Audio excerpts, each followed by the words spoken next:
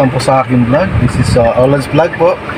May panibago na naman po tayong vlog ngayon. Itong Hyundai Stargazer po na bago naming sasakyan, Lord. Bago naming sasakyan. So ito po ang mga features niya. So yan.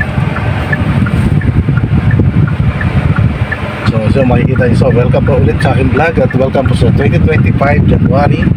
At magandang araw po sa inyo lahat, magandang gabi, magandang tanghali po sa mundo, sa pumawan kayong paning ng mundo mga ka-perks. So ito na po mga ka-perks, ang Hyundai Star. So ito po yung kanyang dashboard, kanyang panel, yan po ang kanyang steering wheel, yan po yung camera po siya na back camera yan, makikita po natin yan, may back camera yan po, pag umaatras yan, oh, malapit na, medyo ano na siya yan, medyo layo-layo natin ang konti. So yan, normal na stereo niya, yan mga ka-perks. So ito po yung kanyang dashboard. So yan, yan ang kanyang dashboard, oh, ang ganda, diba? Plastic siya, made of plastic. So ito yung kanyang infotainment, malaki rin. So yan, yan po yung kanyang infotainment. So yung kanyang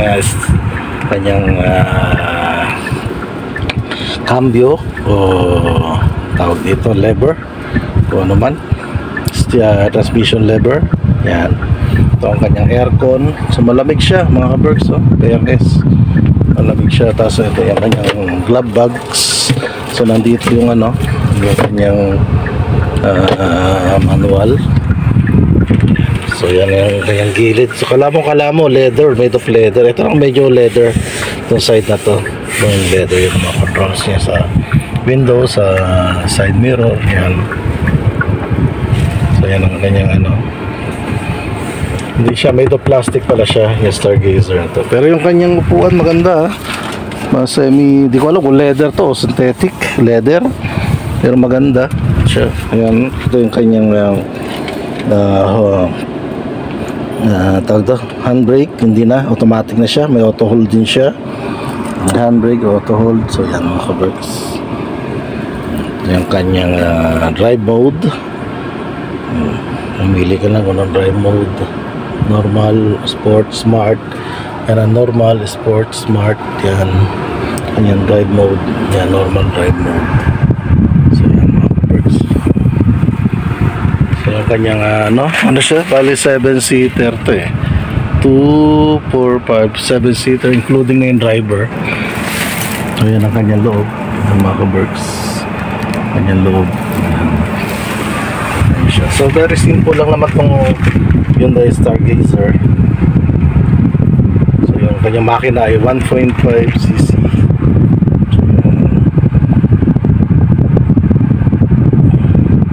Ito ang kanyang likod. So buksan natin yung likod, yan. Ito, so made of plastic talaga siya, made of hindi ko alam kung synthetic leather to eh. Meron din siyang charging port dyan na extra. So malamig siya, dual aircon siya, oh. May sariling control din doon, may sariling control ng hangin.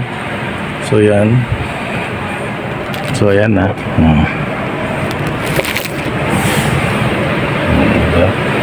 Very simple lang, may lagayan dito ng soft drinks o namang inumin, may decor din dito. So marami ka may lalagay pala sa mga yan.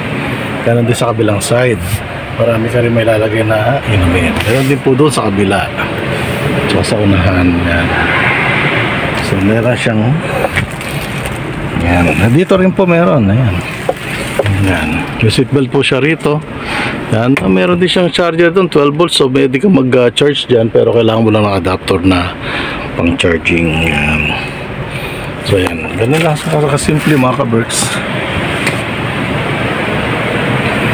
So yan, tapos dito yan, Hyundai Facet siya. So yan,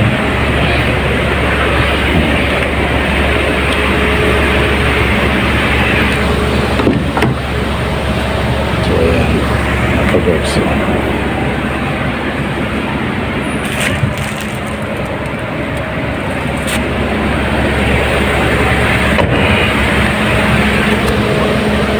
So yung kanyang side mirror ay automatic. So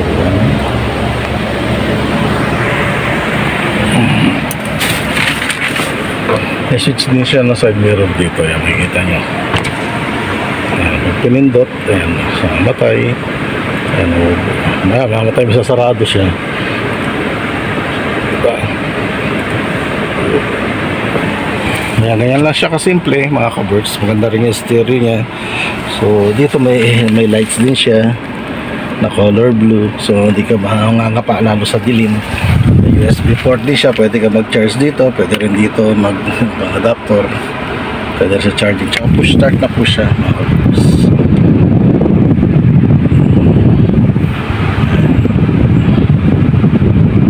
Push start na siya. Ang lakas ng aircon.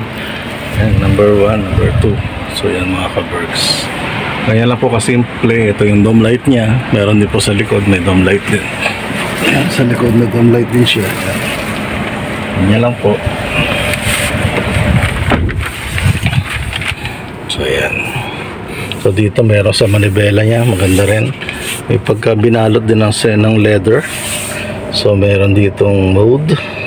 Yan. Pwede ka mag-call. Ito yung volume sa sounds. Yan, volume sa sounds. Yan, pag ginano ko, yan, maano yung volume sa sounds. Pag gininaan, ayun, makikita mo yan. So, yan. Yung channel yan, media, radio, track, hanggang so, nandyan. So, yan, ganun lang kasimple yung mga ka-Berks. 1.5 yung engine. Malit lang, pero siguro, tama rin din sa katawan nito. So, ito ang Hyundai Stargazer 2025 model.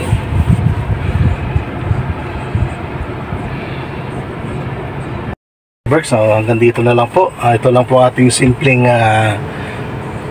simple but very quick na review dito sa Hyundai Stargazer 2025 model variant yun. So yun, ito very simple lang. So shoutout po nga pala sa ating mga kaibigan dyan sa Canada na si Brother Merry Christmas, Happy New Year. Hindi kita nabati, sobrang busy kasi ang daming nagkaroon kami ng reunion, Thanksgiving at New Year, Christmas celebration sa bahay. So nagpuntahan yung mga kapatid ni Mrs. at mga pamangkin. So marami kami. So yun, okay naman ang Christmas at New Year.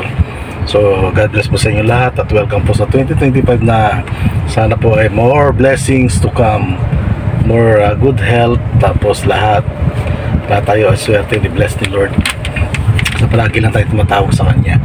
So mga ka-Berks, shoutout kay Danny Castillo sa Canada, kay Ma'am Lintik ng Holland, Team Lintik, Team Power Lintik, shoutout sa inyo lahat. God bless sa inyo lahat. Merry Christmas and Happy New Year, and also Chinese New Year. So hanggang dito na lang po mga ka-Berks, at nagpapaalam na po ang quick review ng ating Hyundai Stargazer 2025 model. God bless po sa inyo lahat. Bye bye, see you. At shoutout sa aking family dyan sa QC yan. Shoutout sa inyo. Marami na sinong kayo, mga mahal ko sa buhay. Shoutout sa inyo. God bless sa inyo. So yun po ang features niya. Meron din po siyang yung kanyang antena ay shark fin antena. Ayan po, shark fin antena po siya. Additional po, yan. Emblem niya, Stargazer. Yan. Tinda po ng kanyang bumper. So yan, yung mags ay malaki. Malaki rin, tama rin. Size ano to? Size, makita eh. So malaki rin po yung kanyang 5 stud siya. So yan mga ka-Berks.